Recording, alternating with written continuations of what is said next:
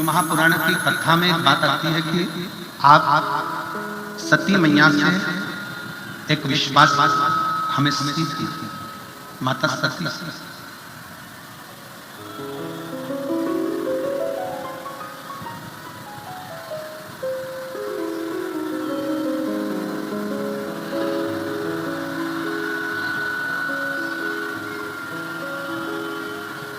माता सती से हमको एक बात विश्वास की सीखना चाहिए, भरोसे की सीखना चाहिए। जिस समय पर माता सती अपने पिता दक्ष प्रजापति के यहां गई,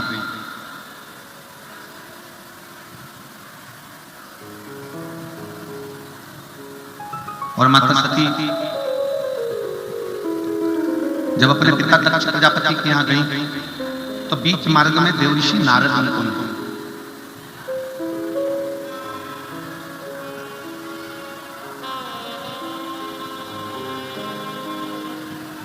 देवऋषि नारद जी ने माता सती को देखा और देवऋषि नारद माता सती को देखकर थोड़ी देर उनके सामने खड़े होकर श्रीमन नारायण श्रीमन नारायण श्रीमन नारायण श्रीमन नारायण श्रीमन नारायण कहने लगे। श्रीमन नारायण का उच्चारण करने लगे।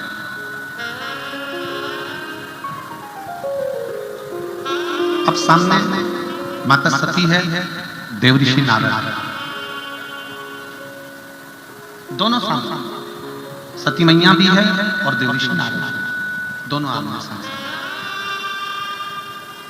दोनों सामने।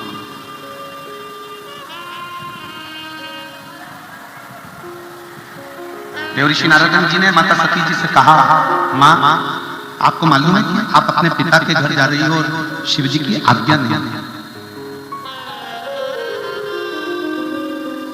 भगवान शंकर की आज्ञा नहीं है, शिव जी का आदेश नहीं है, और आप अपने पिता के घर जा रही हैं। माता सती ने कहा, गुरु का दरवाजा, पिता का दरवाजा, शिव का दरवाजा, यह हमेशा खुला रहता है।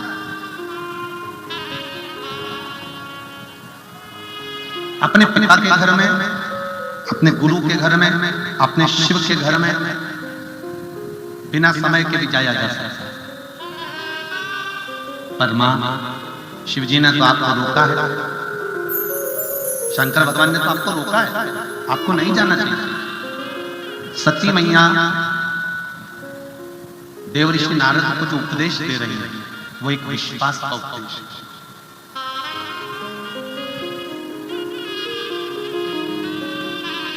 और जितने इस कथा को आस्था चैनल के माध्यम से सुन रहे हैं, जितने फेसबुक यूट्यूब पर सुन रहे हैं, जितने इस महाराष्ट्र की पवित्र भूमि साकरी में बैठकर इस कथा का रसतत्व ग्रहण कर रहे हैं, वो अपने अंदर इस बात को उतारें। मां आपको भगवान शंकर ने मना करा है जाने के लिए, आप फिर भी जा रही हो, उसका कारण क्या है? जब पति ने मना कर दिया, पत्नी को नहीं जाना चाहिए। जब पति ने मना कर दिया तो जाने का क्रम ही नहीं, मत फिर क्यों जा रही?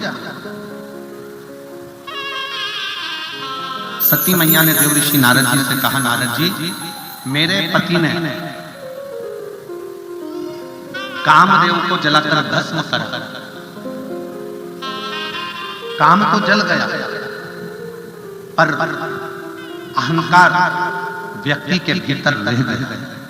और मैं चाहती हूं कि मेरे पिता दक्ष प्रजापति के दिल में, उनके हृदय में जो अहंकार उनके मस्तक पर चढ़ा हुआ है वो दुनिया में कोई नहीं तोड़ सकता है, केवल एक मेरे पति तोड़ सकते हैं। इसलिए मैं उस यज्ञ में जा रही हूं जिससे मेरे पति उस यज्ञ में आकर मेरे पिता के अहंकार को तोड़ दो, और इसके लिए मुझे जलकर भस्म भी होना पड़े तो मैं जलने को तैयार हूं।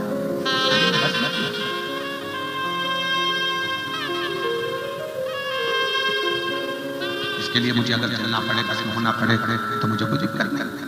पर अहंकार, अभिमन्यु, अहम व्यक्ति को बर्बाद कर देती है। बुद्धिमत्ता, अहंकार व्यक्ति को बर्बाद किया। खूब कमाओ जिंदगी में, पृथ्वी पर जन्म लिया है, मना नहीं है, खूब कमाओ। तुम्हारे शरीर में जितनी ऊर्जा है, भगवान की कृपा ऐसी हो जाए कि और ज्यादा ऊर्जा है और आप उससे ज्यादा कमाओ। पर एक निवेदन, कमाओ खूब, धन एकत्रित भी करो खूब, मना नहीं है। हम अगर मना कर भी देंगे तो तुम हमारी बात कौन सी सुनने वाले हो? कौन सा तुम नहीं कमाओ? कमाओ। तो हम ऐसी बात कर ही काहे कि तुम मत कमाओ या कहीं तीर्थ में जाकर बैठ जाओ, साधु बन जाओ, सन्यासी बन जाओ, तपस्वी बन जाओ, या कहीं तीर्थ में जाकर बैठ जाओ। हम बिल्कुल नहीं कहेंगे। हम तो ये कहेंगे कि आप खूब कमाओ, रात दिन एक जैसा कमाओ, मना नहीं, पर निवेदन है उस कमाई का धन तुम्हारे घर में आए, मना नहीं, पर वो कमाई के धन के साथ तुम्हारे घर में अहंकार नहीं आना चाहिए। तो समझ लो कि तुम्हारा कमाया गया तो समझो कि सार्थक। और यदि कमाई के धन के साथ में, धन तो बड़ा, संपदा बड़ी, धन संपदा के साथ साथ अगर घर के अंदर अहंकार आता चले गया, अभिमान आता चले गया, तो फिर बर्बादी का सिरा सम्मुख में होता है। बर्बादी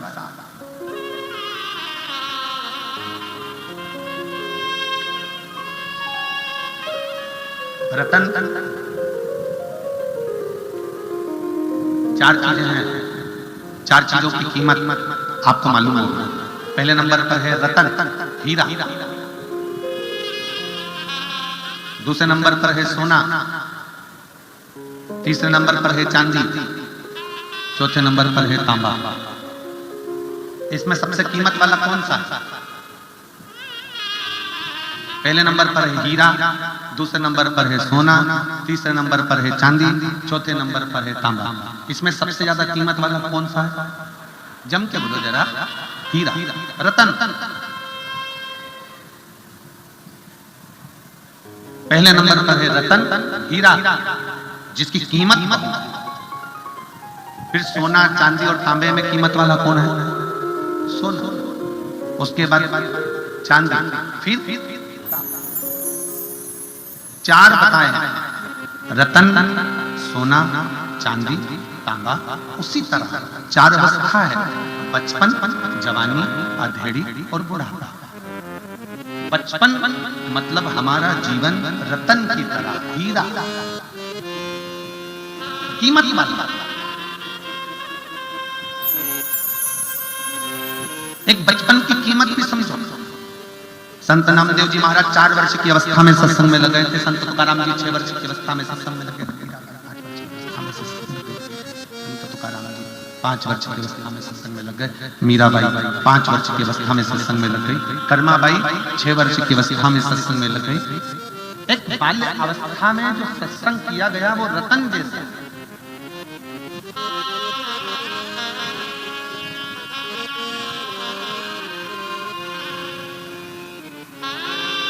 वो रत्न की तरह।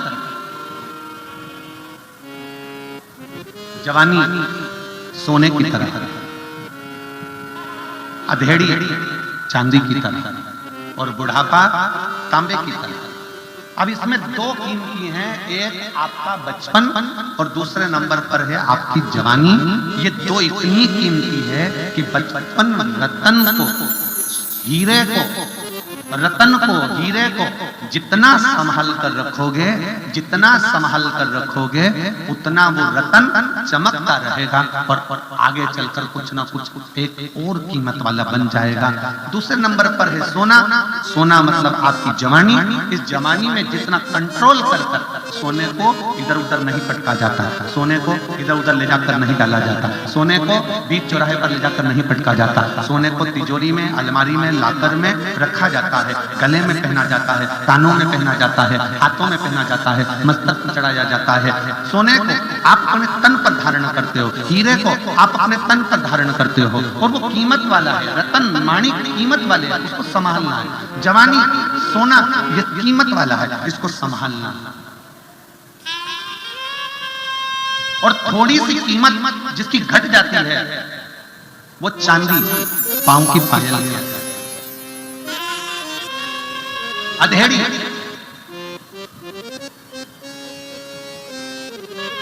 घटती जा रही, कीमत घटती जा रही। फिर आ गया बुढ़ापा, तांबा, और कीमत घट गई। आप अपनी कीमत में प्रबल करें।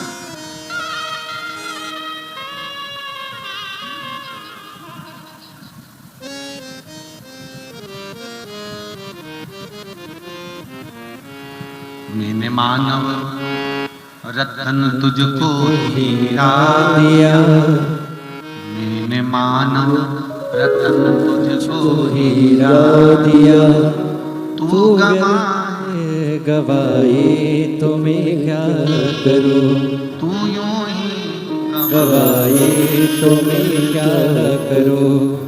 मैंने मानव रतन तुझको हीरा दिया, मैंने मानव रतन तुझको हीरा दिया, तू यूं ही गवाए तो मैं क्या करूं। कितना कीमत वाला दिया है ये शरीर, कितना कीमत।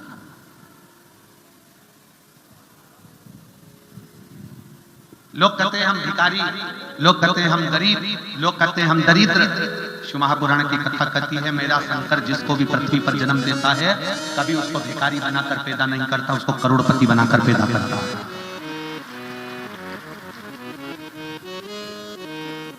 कमल का पुष्प कीचड़ में होता है, सच्चा हीरा कोयले की खदान में होता है, सोना पहाड़ और खदान से निकलता है।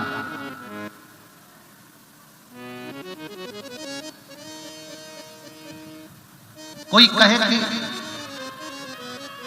हमें भगवान ने गरीब बनाकर पैदा कर दिया, नहीं, मेरा परमात्मा कभी गरीब बनाकर पैदा नहीं करता। गरीब है आपकी सोच,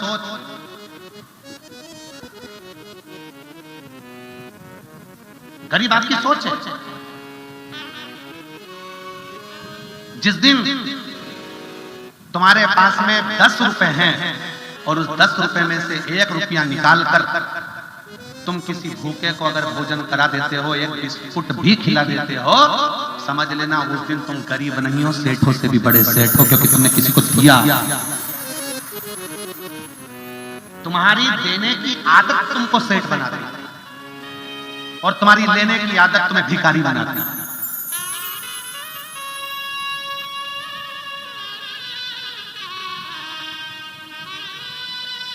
पहले के भोज में और आज के भोज में जमीन आसमान का अंतर है। पहले के समय में भोजन करने बैठते थे, शादी में पंगत लगती थी, पट्टी बिछती थी, उस पे बिठा दिया जाता था, सामने वाला आता था, पत्तल लगाकर खुद आता था, पत्तल लगाकर थाली लगाता था, सामने वाला आता, गुलाब जामुन रख कर जाता, रसगुल्ला रख कर जाता, पूड़ी रख कर जाता, सब्जी रख कर जाता, रायता रख कर जाता। आज पहले के समय में देने वाला खुद आता था।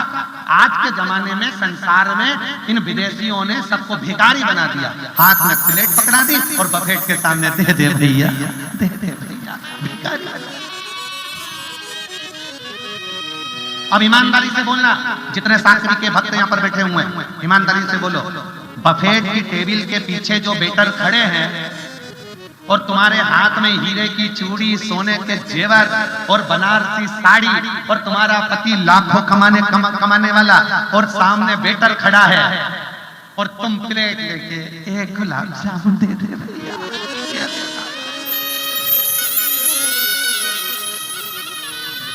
अब ईमानदारी से बोलना, तुम कितने भी करोड़पति हो पर तुम हम नहीं बोले, तुम कितने भी करोड़पति हो पर तुम उस स्थान पर भिक्षुक बन जाओ। और वो भले 500 रुपए में काम करने के लिए आया, उसके पास भले खाने के लिए कुछ नहीं है, तो भी सूट पहनकर अकड़ के साथ देता है, क्योंकि मैं अभी सेठ हूं, दे रहा हूं, तुम भी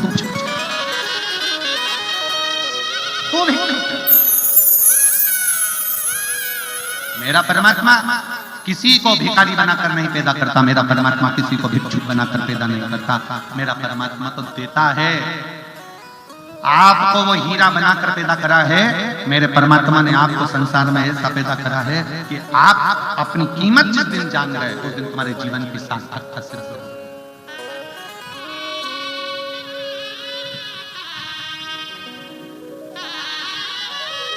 कई लोग कह देते हैं बात बात में, कई लोग लड़ाई झगड़े में कह देते हैं तू तो 2 कौड़ी का है। किसी को लड़ाई में कह दिया तू 2 कौड़ी का है, और वो जो व्यक्ति है वो लड़ने बैठ गया कि तूने मुझे 2 कौड़ी का कह दिया।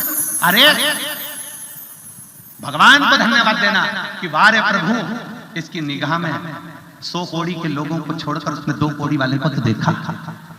100 कौड़ी के लोगों को छोड़कर कम से कम 2 कौड़ी के व्यक्ति को तो देखा। मतलब इसकी दृष्टि में मैं 2 कौड़ी का हूं, तो परमात्मा तेरी दृष्टि में तो मैं 100 कौड़ी का ही हूं। ये निश्चित है, ये निश्चित है। आप देख के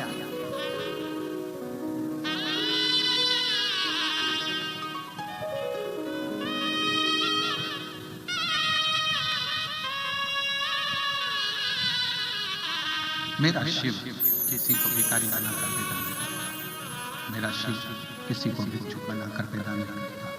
मेरा शिव किसी को गरीब बना कर पैदा नहीं करता। मेरा शिव किसी को दरिद्र बना कर पैदा नहीं करता। मेरा शिव सबको सेठ बना कर पैदा करता है। सब सब सब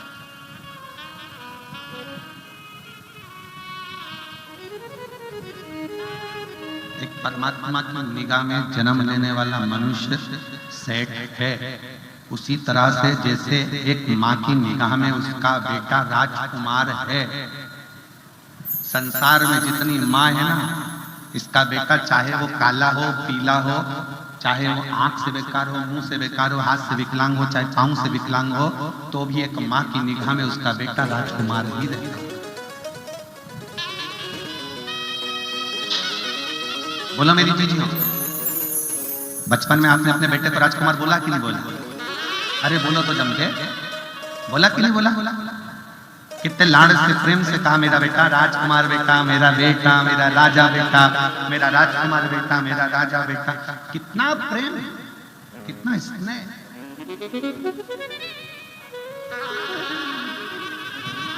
प्रत्येक माँ की निगाह में उसका बेटा राजकुमार होता है।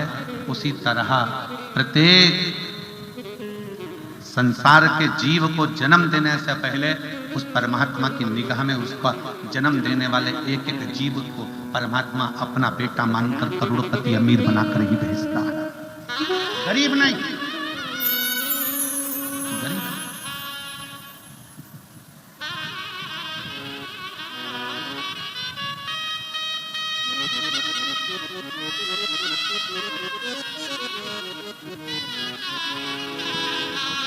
गरीब नहीं। आपके देने की सामर्थ्यता आपको सेठ बनाती है। आपको देने की सामर्थ्यता आपको सेठ बनाती है। यहां पर कई बुजुर्ग माताएं बैठी हैं जो रोज भंडारा करती हैं। यहां कई बुजुर्ग पिता बैठे हैं, कई बूढ़े बूढ़े लोग बैठे हैं जो रोज भंडारा करते हैं। बस अंतर है उनके भंडारे में और तुम्हारे भंडारे में। पहले के समय में हमारे घर की बुजुर्ग माताएं, बुजुर्ग पिता रोज का भंडारा करते थे। आटा सिका हुआ, उसमें शक्कर मिली हुई छोटे से कागज में बांधकर उसको लेकर जाते थे। पीपल के पेड़ के नीचे इतना इतना सा आटा शक्कर बुरबुरा देते थे। चींटियों का भंडारा हो जाता था। पहले के माता पिता थोड़ा सा चावल, ज्वार, मक्का छत पर ले जाकर डाल देते थे। चिड़िया पक्षियों का भंडारा हो जाता था। पहले के बुजुर्ग माता पिता आटे की गोली बनाकर नदी तालाब में डाल देते थे, जिससे उन मछलियों का, जीवों का भंडारा हो जाता था। वो भले गरीब होते थे पर भंडारा रोज करते थे। आज के सेठ से ज्यादा वो सेठ थे जो रोज किसी ना किसी का भंडारा किया करते थे, प्रतिदिन करते थे।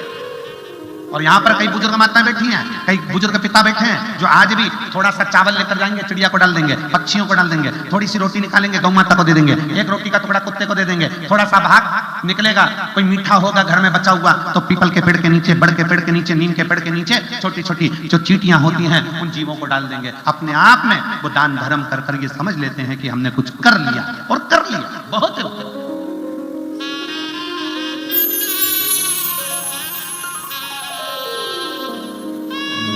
मानव जन्म तुझको ही दिया, तू यूं ही गवाए तो मैं क्या करूं। मैंने मानव जन्म तुझको हीरा दिया, तू यूं ही गवाए तो तो मैं क्या करूं। तू व्यर्थ गवाए, तो मैं करूं तो करूं क्या।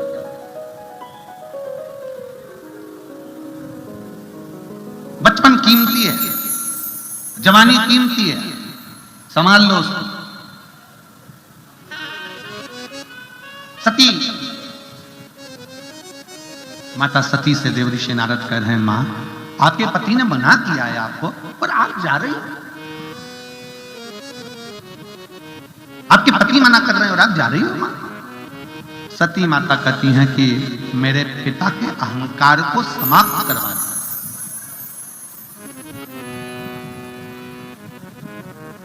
भीतर का अभिमान, और बहुत ध्यान देना, थोड़ा सा लोगों को बुरा लग सकता है, हो सकता है हमारी बात का, पर बुरा लग जाए तो लग जाने दो, पर बात हृदय तक पहुंचना चाहिए।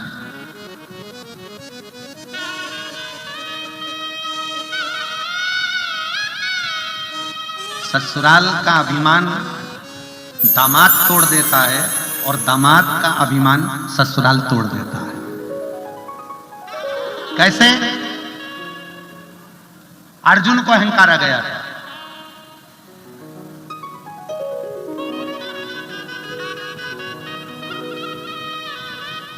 और अर्जुन को इतना ज्यादा अहंकार आ गया था कि भगवान कृष्ण ने अर्जुन को उसके ससुराल भेज दिया था। जा 2-4 दिन जरा ससुराल लेकर आ जा। जाते जाते भगवान कृष्ण ने कह दिया 2-4 दिन में मत आना, कम से कम 2 महीने में आना ससुराल से। अर्जुन ससुराल गए। पहले दिन तो अर्जुन के लिए खाने के लिए 56 भोग आए, खूब सम्मान करा, दामाद दामाद दामाद दामाद कहकर। दूसरे दिन 56 भोग की जगह 36 हो गए, 36 से 25 हो गए, 25 से 15, 15 से 10, 10 से 5, 5 से 3, 3 से 2, 2 से 1। अब अर्जुन को आ गया गुस्सा। जैसे ही भोजन की थाली सामने आई और अर्जुन क्रोध में लाल हो गए। मैं तुम्हारे घर का दामाद हूं, मैं तुम्हारे घर का जमाई हूं, और मेरे भोजन की थाली में हस्तिनापुर में मेरे लिए 56 भोग लगते थे, तुमने केवल एक सब्जी, भाजी और एक रोटी, कोई मीठा नहीं, नमकीन नहीं, कुछ नहीं। ससुराल में साले ने, राजा द्रुपद ने कह दिया, महाराज इतने दिन रहोगे तो रोज रोज 56 भोग थोड़ी ना मिलेंगे। इतने दिन रहोगे तो रोज रोज 56 भोग थोड़ी ना मिलेंगे। महाराज जो भोजन में मिला है वो पाइए, वरना अपने घर जाइए। अर्जुन को क्रोध आ गया, मैं हस्तिनापुर का राजा और मेरा अपमान हो रहा, मैं अर्जुन और मेरा। अर्जुन ससुराल से वापिस आ गए हस्तिनापुर में। भगवान कृष्ण शाम को मिलने के लिए अर्जुन से गए। अर्जुन भगवान कृष्ण के चरणों को प्रणाम कर कर जमीन पर बैठ गया और भगवान सिंहासन पर बैठ गए। रोज अर्जुन भगवान के साथ पास के सिंहासन पर बैठता था, आज भगवान के चरणों में बैठा।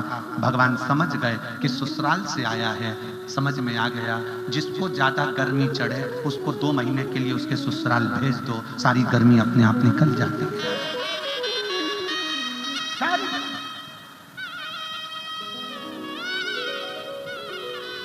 पहली बार में जाओगे तो साला बात करेगा, साली बात करेगी, सास बात करेगी, ससुर बात करेंगे, रिश्तेदार बात करेंगे। 15-20 दिन रहते रहते ना साला बात करेगा, ना साली बात करेगी, ना ससुर बात करेगा, ना सास बात करेगी। धीरे धीरे धीरे धीरे सम्मान घटता चले जाता है। जिसको ज्यादा अकड़ है, जिसको ज्यादा गर्मी लगे, उसको भेज दिया जाए 2 महीने के लिए, 1.5 महीने के लिए चले जाए।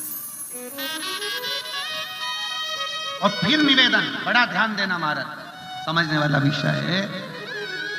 संसार के लोगों के यहां रोज जाओगे तो धीरे धीरे धीरे धीरे तुम्हारा सम्मान घटता जाता है, और भोलेनाथ के दरवाजे पर रोज जाओगे तो धीरे धीरे धीरे धीरे तुम्हारा सम्मान बढ़ता जाता है, बढ़ता जाता है। परिवार में, नातों में, रिश्तों में, कुटुंब में, कबीले में, संबंधों में तुम्हारा सम्मान रोज जाने पर घटेगा, पर शंकर की कथा में, शंकर के मंदिर में रोज जाने से तुम्हारा सम्मान बढ़ेगा, घटेगा नहीं। परिवार में घटेगा, रिश्तों में घटेगा, नातों में घटेगा, रोज रोज जाओगे तो घटेगा, पर शंकर की कथा में रोज जाओ, सम्मान बढ़ता चले जाएगा। जो लोग 5, 6, 7 पंडाल कथा सुनने वाले हैं, वो जब कथा के पंडाल में आते हैं तो पंडाल लगाने वाले हुए या व्यवस्था करने वाले हुए उनको पहचान जाते हैं। और काकी फिर आ गई तो, अरे भैया मेरे 4 पंडाल हो गए, अभी तो मैं 7 सुनूंगी। 7 सुनोगी? अच्छा बैठो बैठो, उनके लिए आगे व्यवस्था हो जाती है, उनकी पहचान बढ़ती चली जाती है। परिवार में, रिश्तों में, नातों में, कुटुंब में, कबीले में रोज जाओगे सम्मान घटेगा।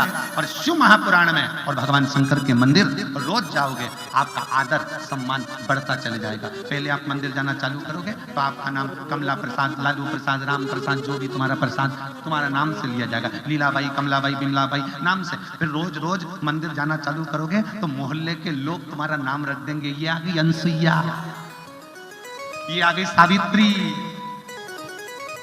फिर धीरे धीरे तुम्हारा प्रमोशन होगा, ये आ गई सीवर वाले महाराज की चेली। फिर नाम चेंज होगा, फिर नाम चेंज होगा। ये तो शंकर जी की भक्त है, शिव जी की इतनी भक्ति करती है, ऐसे ऐसे भजन गाती है, इतने अच्छा मंदिर में श्रृंगार करती है, अब तुम्हें लोग शिव भक्त के नाम से जानने लगेंगे। ये प्रमोशन है अपना, ये प्रमोशन है, ये शिव भक्त है।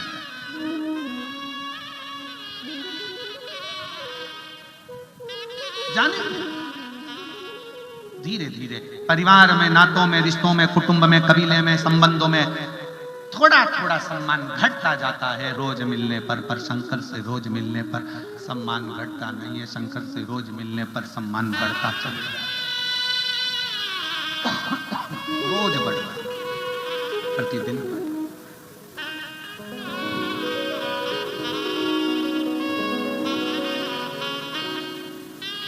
बहुत ध्यान देना, बच्चे का जन्म का नाम दूसरा होता है और बड़ा होता है तो नाम दूसरा हो जाता है। बच्चे का नाम दूसरा है, माँ उसको लल्लू, कल्लू, पप्पू, मुन्ना कुछ भी कहकर पुकार लेती है। बच्चा बड़ा हुआ, नाम चेंज, नाम बड़े होने पर तुम्हारा नाम बदल जाता है। उसी तरह शंकर के मंदिर रोज रोज जाना चालू कर दो, तुम्हारा भी नाम बदल जाएगा। लोग तुम्हें नाम से नहीं, मेरे भोले बाबा के भक्त के नाम से जानना प्रारंभ कर दो। नाम चेंज,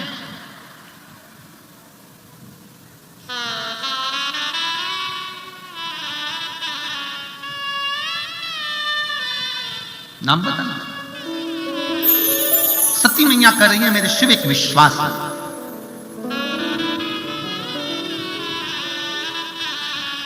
सती मैया कर रही है शंकर विश्वास, भरोसा। आप अपने पति के मना करने पर भी जा रही है अपने मायके? हाँ, मेरे पिता का अहंकार मेरे शिव ही तोड़ सकता।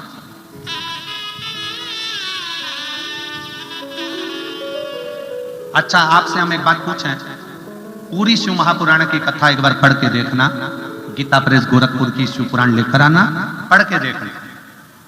उसमें हमको यह जरूर बताना कि दक्ष प्रजापति और शंकर जी का कौन सा विवाद था जिसके कारण दक्ष प्रजापति शंकर भगवान का अपमान कर दिए।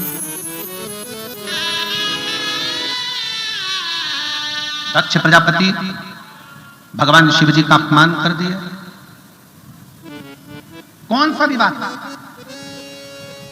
उस विवाद को हमें बताओ एक बार कि शंकर भगवान की और दक्ष प्रजापति का झगड़ा कौन सा था, कौन सी लड़ाई थी जो दक्ष प्रजापति शंकर भगवान से इतना बेर करते थे, उनका अपमान कर दिया, उनको अपशब्द कर दिया। झगड़ा कौन सा था? कोई झगड़ा नहीं।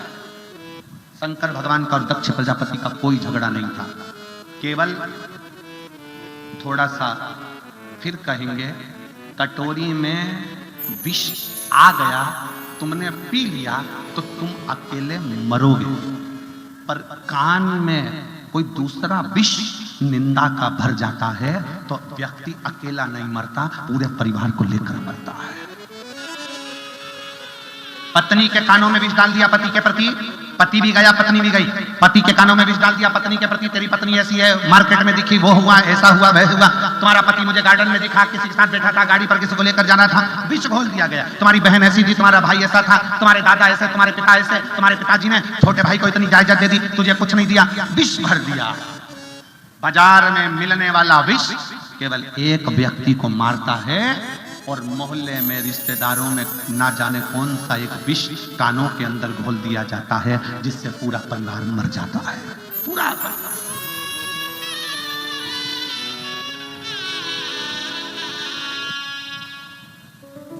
विष।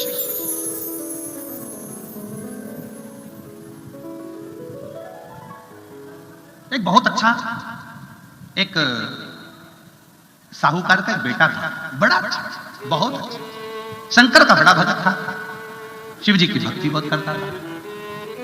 पर उसी नगर में जहां साहूकार रहता था, साहूकार का लड़का रहता था, उसी नगर में एक बहुत सिद्ध एक साधु रहते थे।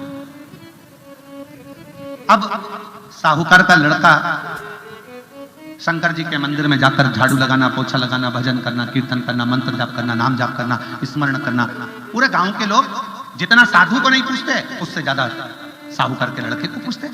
साहूकार का लड़का आता, लोग उसका आदर करते, सम्मान करते, सत्कार करते। अब साधु को बड़ा बुरा लगने लगा, साधु के मन में बड़ा भाव आने लगा कि बताओ, हमारा तो सम्मान, हमारा सत्कार, हमारा आदर सब खत्म हो गया, यहां तो ये साहूकार के लड़के को लोग पूछने लगे। करा क्या? एक दिन साहूकार का लड़का जब मंदिर में लगा हुआ था तो साधु ने एक सत्संग का आयोजन करा और उस सत्संग में सबके सामने कह दिया कि साहूकार का लड़का तो एक मंदिर के अंदर किसी एक लड़की के साथ, एक स्त्री के साथ गलत संबंध में था। पूरे नगर में बात फैल गई, पूरे नगर।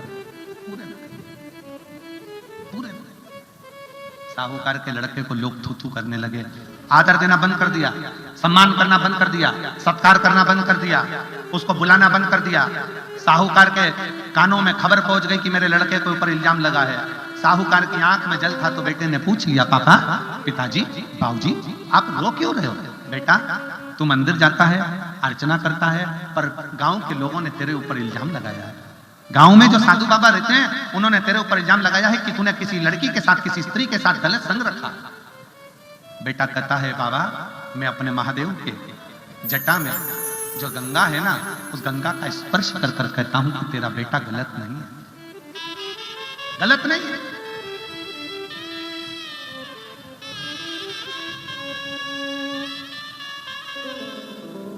सूचना गई,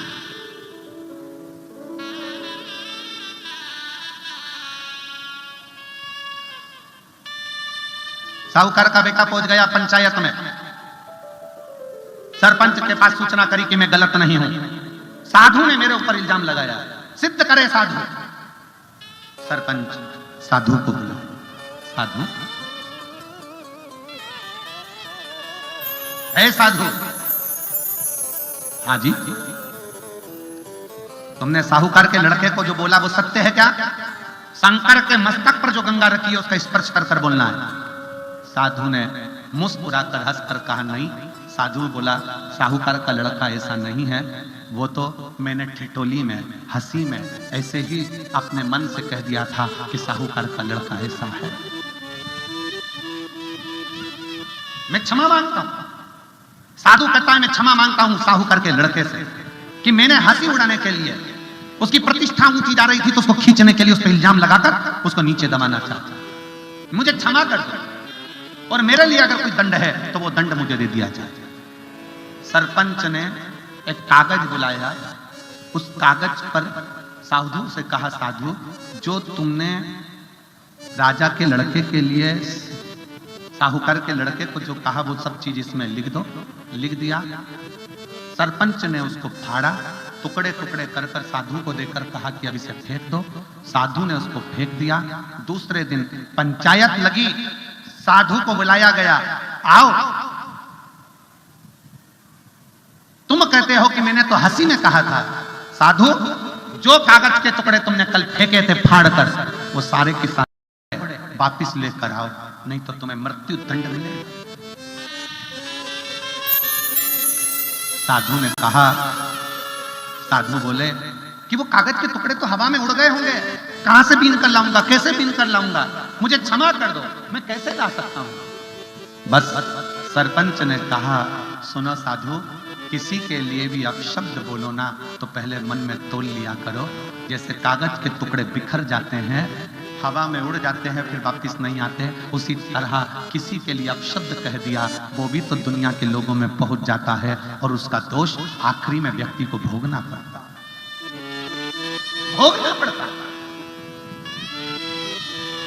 अपनी जिह्वा से किसी को बदनाम करने से पहले, अपनी जिह्वा से किसी के लिए आप शब्द कहने से पहले, अपनी जिह्वा से किसी को आड़ा टेढ़ा कहने से पहले विचार करना कि मैं किसी के जीवन के साथ खिलवाड़ तो नहीं कर रहा।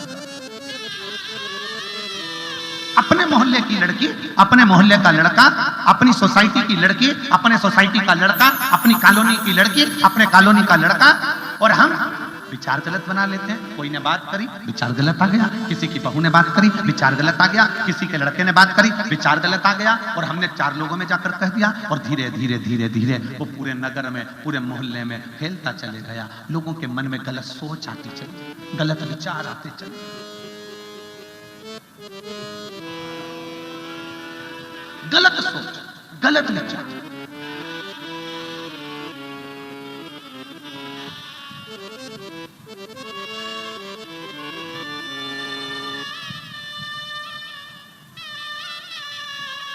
अच्छा सोचिए, अच्छा विचार करिए, अपनी बुद्धि को श्रेष्ठ बनाने का प्रयास करिए,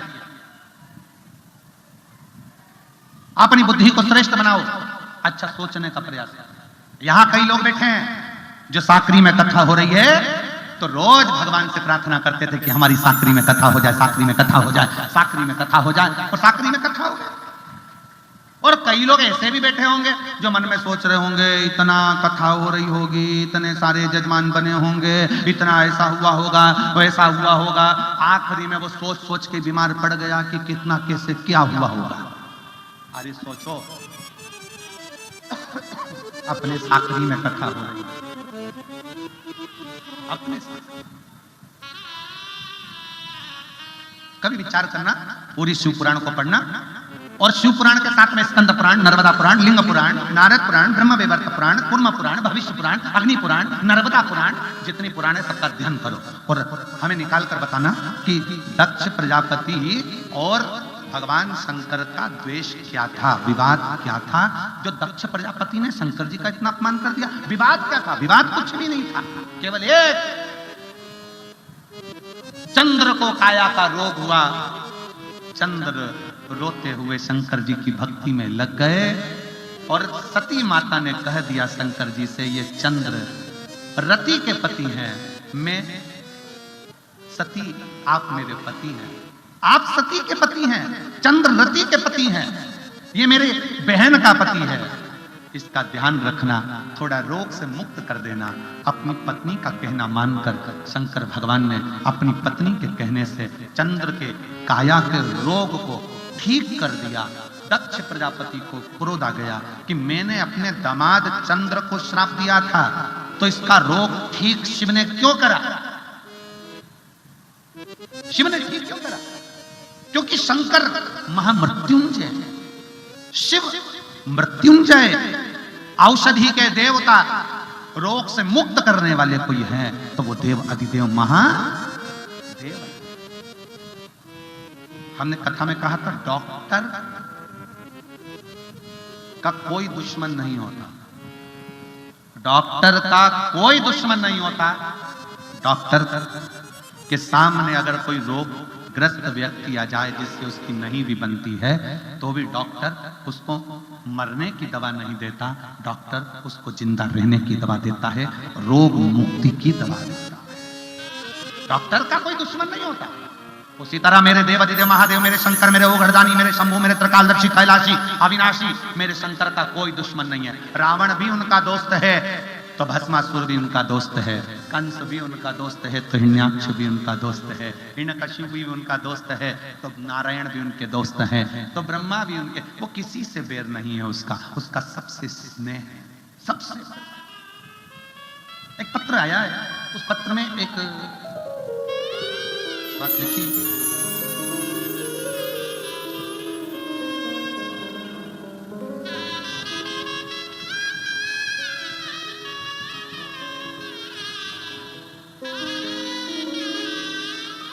मेरा नाम राजकुमार मांगीलाल जी सोनी, मालेगांव,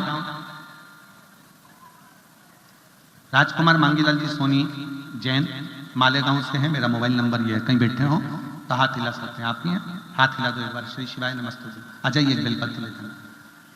मेरी बेटी का तलाक होने वाला था, मेरे भोले बाबा तलाक होने से नहीं दिए। मेरी भी बेटी पूजा का तलाक बात कोर्ट तक गई, वकील लग गया, पेशी होने लगी। मेरी धर्मपत्नी बोली अपन एक बार सीहोर जाकर आते हैं, अपन एक बार सीहोर जाकर आते हैं। भोले बाबा को विनती करते हैं। हमने दोनों ने बाबा के आगे सीहोर पहुंचकर झोली पसारी, बाबा मेरी बेटी को न्याय करो। हम रुद्राक्ष लेकर आ गए, रोज सुबह 6 बजे मंदिर जाना चालू किया, 1 लोटा जल अर्पण करना चालू किया। 1 लोटा जल सारी समस्या का हल।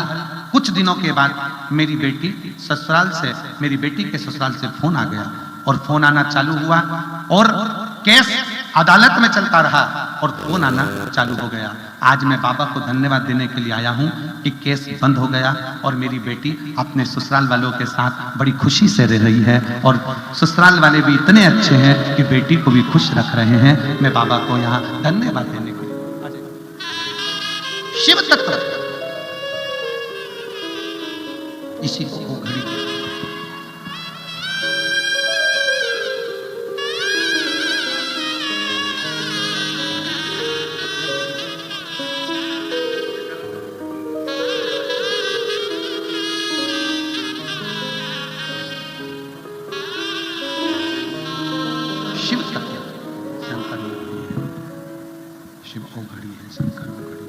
गला पकड़ रहा है माई। शिव ओघड़ी है, शंकर ओघड़ी है। शिव की पहचानो, जिसने देवादिदेव महादेव को जान लिया, पहचान लिया, जिसने शंकर को जान लिया, उसका जीवन सार्थक हो गया, सार्थक। एक पत्र है, देखिए।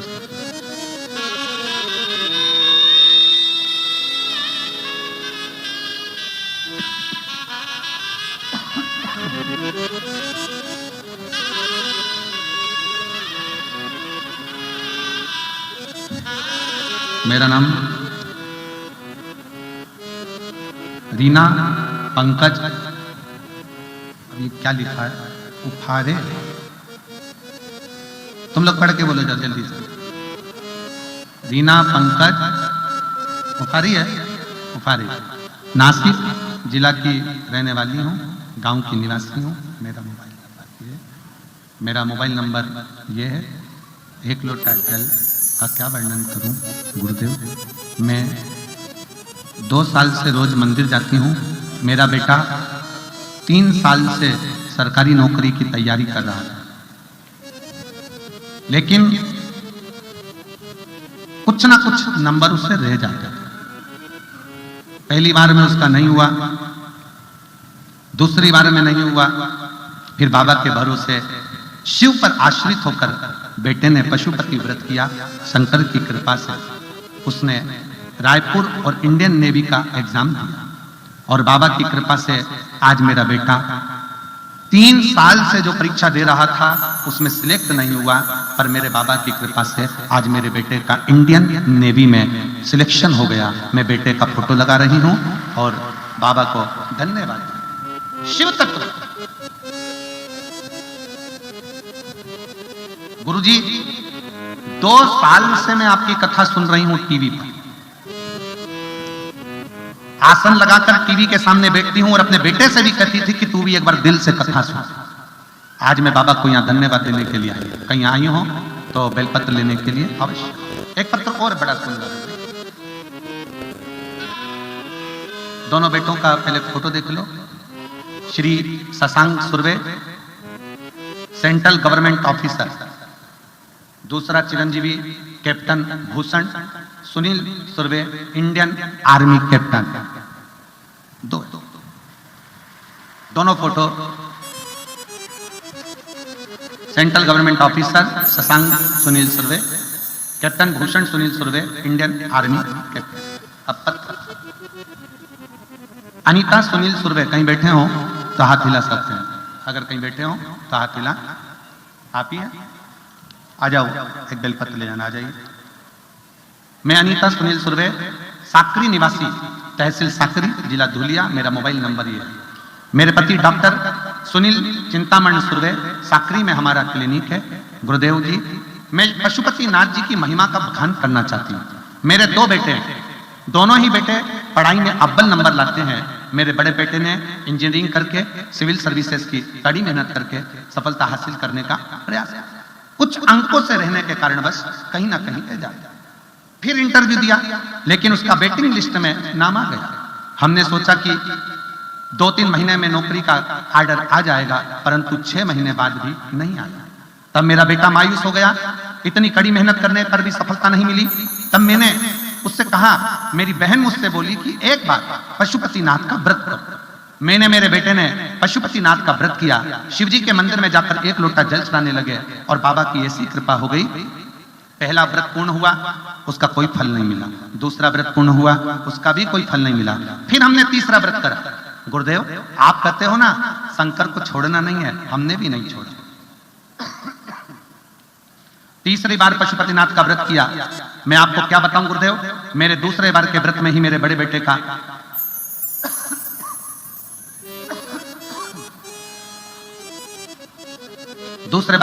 बड़े बेटे का सेंट्रल गवर्नमेंट में ऑफिसर, इमिग्रेशन ऑफिसर के पद पर नियुक्ति हो गई और उसकी शादी भी तय हो गई। और मेरा 2 नंबर का बेटा MBBS डॉक्टर है, उसका भी इंडियन आर्मी में कैप्टन के पद पर सिलेक्शन हो गया। मैं बाबा को यहाँ प्रणाम करने के लिए आया।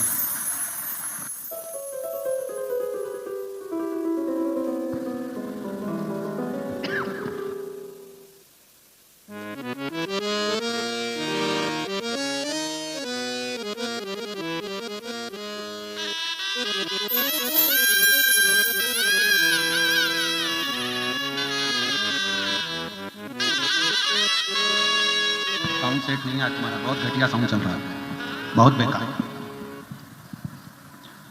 उसका इंडियन कैप्टन पर सिलेक्शन हो गया। आज मेरे दोनों बेटे का सेंट्रल गवर्नमेंट में कार्यान्वित हो गए। मेरे बाबा की मुझ पर कृपा हो गई। गुरुदेव, आपने हमारे साकरी के शिव महापुराण कथा का निमंत्रण स्वीकार किया। शहरवासियों को मन में चेतना की ज्योति जगाई, उसके लिए बहुत बहुत धन्यवाद। शिव कृपा। आ जाओ।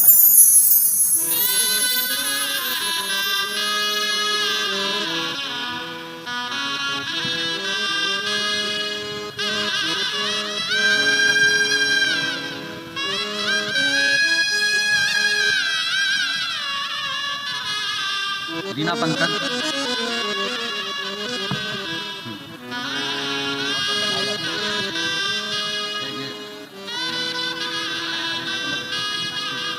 दोनों बेटों के लिए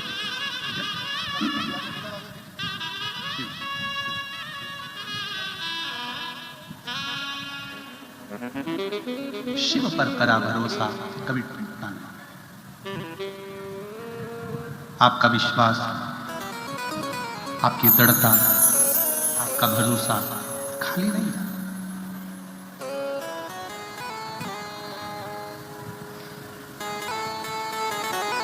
शिव कथा कर रही है, भगवान शंकर का चरित्र कर रही है। एक बात, शिव की शरणागति, भगवान शंकर की भक्ति जीव को फल बना। शिव जी का किसी से बैर नहीं।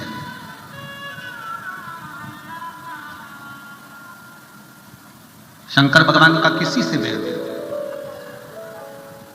जैसे डॉक्टर का किसी से बैर नहीं होता।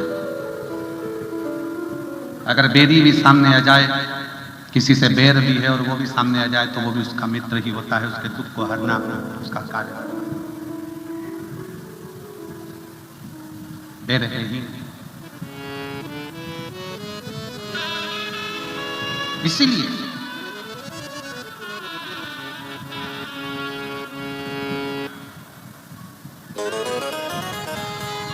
रंक हो, राजा हो,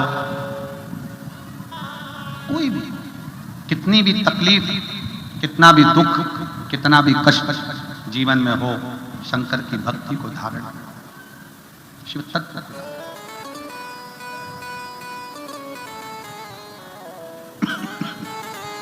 और शिव की भक्ति में जो सुख है वो जीवन में करना। शिव शिव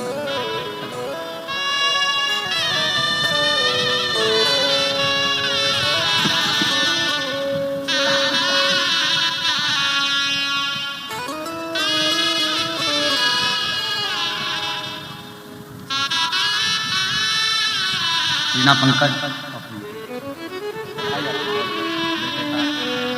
इंडियन नेवी में होने बहुत अच्छा है।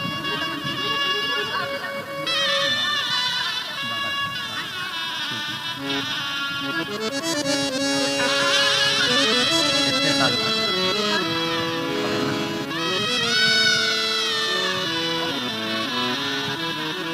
इंडियन आर्मी, इंडियन नेवी में बेटे का हुआ है। एक बार जोरदार ताली बजाकर स्वागत करें। बेटी बोल रही है कि मेरा गर्भ नहीं ठहर रहा था, 1 साल 2 साल 3 साल 4 साल निकल गए थे, डॉक्टरी इलाज भी करवाया पर कोई फायदा नहीं हुआ।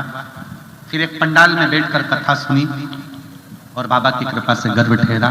उसके लिए भी बेटी को बहुत बहुत साधुवाद, बहुत बहुत बधाई। शिव के पास जरूर जाओ, शंकर के पास जरूर। वो कहते हैं काशी वाले से मिलना बड़ा जरूरी, ओ काशी वाले से मिलना बड़ा जरूरी, ओ डमरू वाले से मिलना बड़ा जरूरी, ओ काशी वाले मिलना बड़ा जरूरी, ओ डमरू वाले से मिलना बड़ा जरूरी, ओ डमरू वाले से मिलना बड़ा जरूरी, मिलना बड़ा जरूरी, हाँ मिलना बड़ा जरूरी, ओ मिलना बड़ा जरूरी, मिलना बड़ा जरूरी, ओ मिलना बड़ा जरूरी, हाँ मिलना बड़ा जरूरी, ओ मिलना बड़ा जरूरी, ओ मिलना बड़ा जरूरी, ओ काशी वाले से मिलना बड़ा जरूरी, ओ काशी वाले से मिलना बड़ा जरूरी, ओ डमरू वाले से मिलना बड़ा जरूरी, ओ डमरू वाले से मिलना बड़ा जरूरी।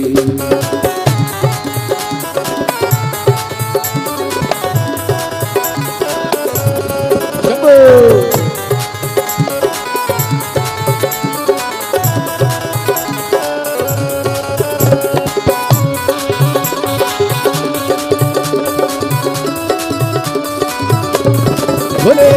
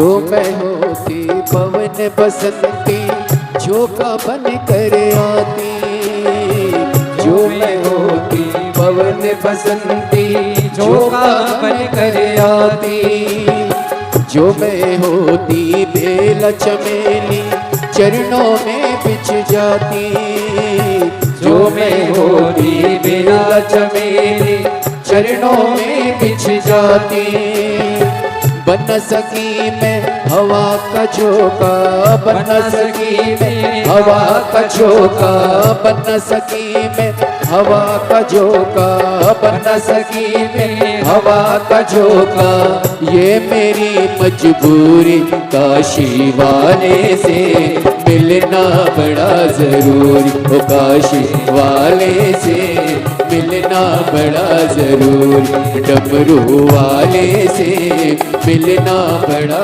जरूर, ओ डमरू वाले से मिलना बड़ा जरूरी, ओ मिलना बड़ा जरूरी, ओ मिलना बड़ा जरूरी, मिलना बड़ा जरूरी, ओ मिलना बड़ा जरूरी, काशी वाले से मिलना बड़ा जरूरी, ओ काशी वाले से मिलना बड़ा जरूरी।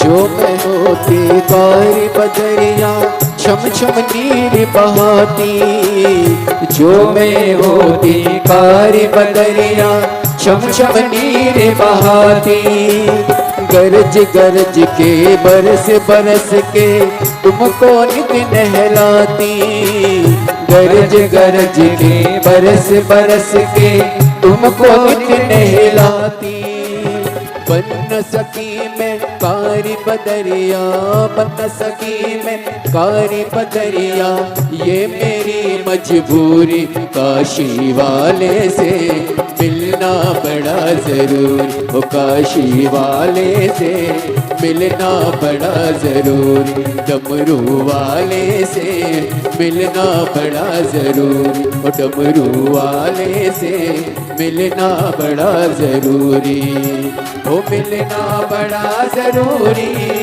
ओ मिलना बड़ा जरूरी, मिलना बड़ा जरूरी, ओ मिलना बड़ा जरूरी, काशी वाले से मिलना बड़ा जरूरी, ओ गाने वाले से मिलना बड़ा जरूरी।